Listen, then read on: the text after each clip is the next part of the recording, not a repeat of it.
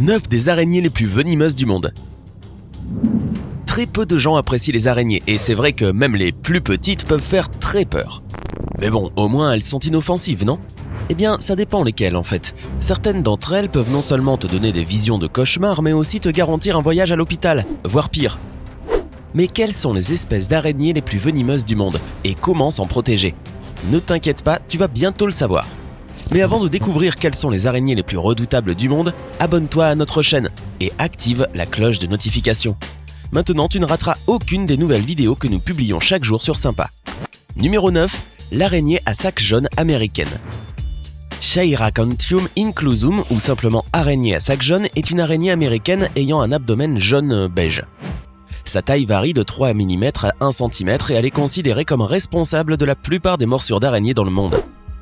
Inutile de dire que sa morsure est douloureuse. Son venin est de type nécrosant. Il détruit essentiellement les tissus cutanés. Ça veut dire que ta peau commence à te gratter et à gonfler. Quant à sa technique de chasse, cette araignée ne se contente pas de capturer ses proies dans une toile. Elle les chasse directement pendant la nuit. Heureusement, elle n'aime pas spécialement être entourée de gens, mais tu peux en trouver une dans ton jardin ou dans ton habitat préféré.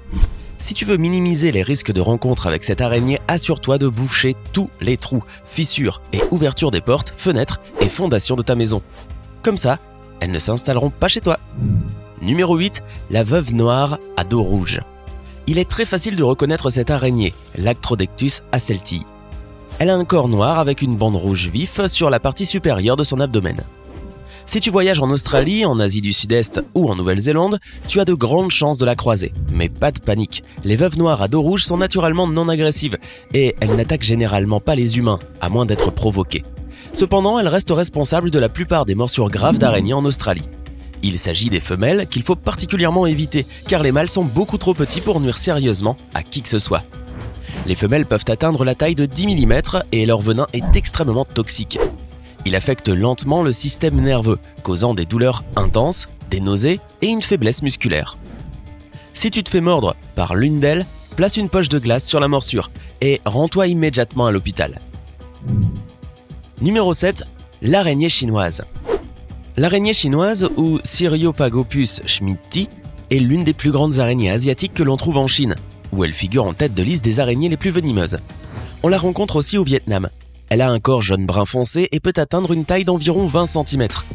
L'araignée chinoise, parfois appelée tigre chinois, vit habituellement dans des terriers où elle ne sort que pour chasser ses proies. Son venin est une neurotoxine qui rend ses victimes incapables de bouger. De plus, il est tellement toxique que même une dose minime peut être suffisante pour tuer de petits mammifères. L'araignée chinoise n'est pas non plus très copine avec les humains. Si elle est dérangée, elle répondra de manière agressive et mordra. Si cela se produit, rends-toi à l'hôpital aussi vite que possible. Si elle n'est pas rapidement traitée, la morsure d'une araignée chinoise peut entraîner toutes sortes de conséquences terribles. Numéro 6, la recluse brune.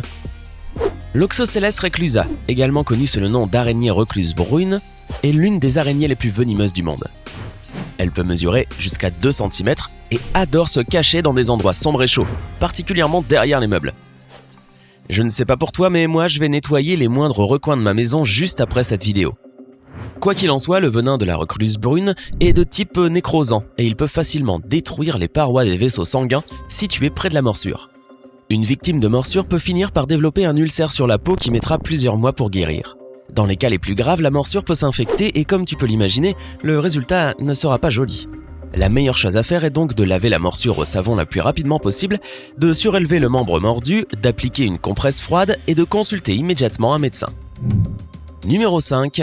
La recluse chilienne. Puisque l'on parle des araignées reclusives, voici une cousine sud-américaine. L'Oxocelles laeta, ou l'araignée recluse chilienne. Elle peut mesurer jusqu'à 4 cm et vit essentiellement au Chili, au Pérou, en Argentine et au Brésil.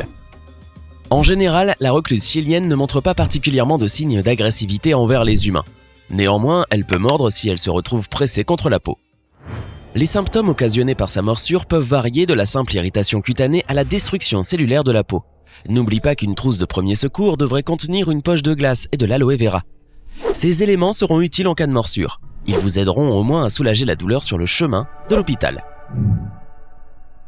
Numéro 4, la veuve noire. Comment oublier l'une des araignées les plus célèbres du monde ? Tu la connais sûrement sous le nom de veuve noire, mais son nom scientifique correspond au genre l'Atrodectus, que l'on peut retrouver un peu partout dans le monde. Le corps de la veuve noire peut varier de 3 à 10 mm de long et comme pour presque tous les groupes d'araignées, les femelles sont les plus grosses, atteignant parfois la taille impressionnante de 1,5 cm. Mais leur venin est aussi unique en son genre. Il contient de l'alpha-latrotoxine, ce qui rend la morsure de la veuve noire extrêmement dangereuse. Selon les rapports, le venin de la veuve noire est même 15 fois plus puissant que celui d'un serpent à sonnette. Cependant, 3 facteurs de base déterminent la toxicité de la morsure: la dose de venin injecté, l'état de santé physique de la personne mordue et son âge. Bien sûr, les enfants et les personnes âgées sont les plus vulnérables, mais les statistiques sont assez optimistes et la plupart des personnes mordues n'ont pas besoin de traitement médical. Cependant, elles doivent supporter des douleurs musculaires, des crampes abdominales et des spasmes musculaires durant 3 jours à plusieurs semaines. Numéro 3, l'araignée à toile entonnoir de Sydney.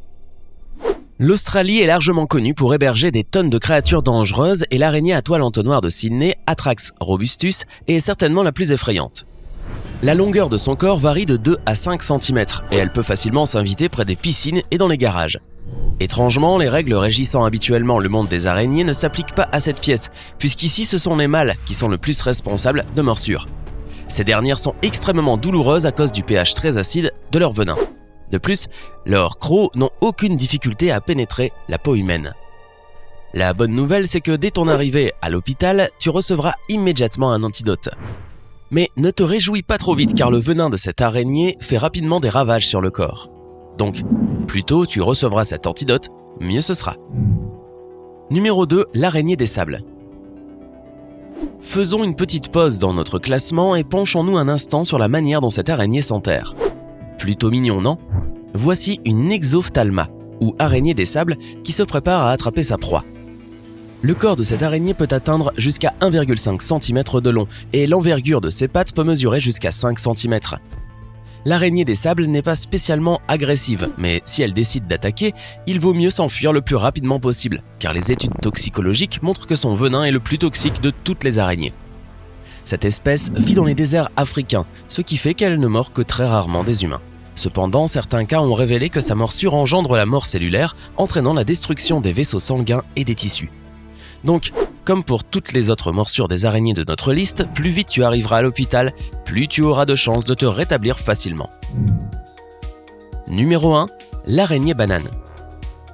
Cette araignée portant le nom poétique de Phoneutria, araignée banane, ne doit pas être sous-estimée. Non seulement elle est naturellement agressive, mais en plus, on parle ici d'une araignée mesurant non pas 2 ni 5, mais 15 cm d'envergure.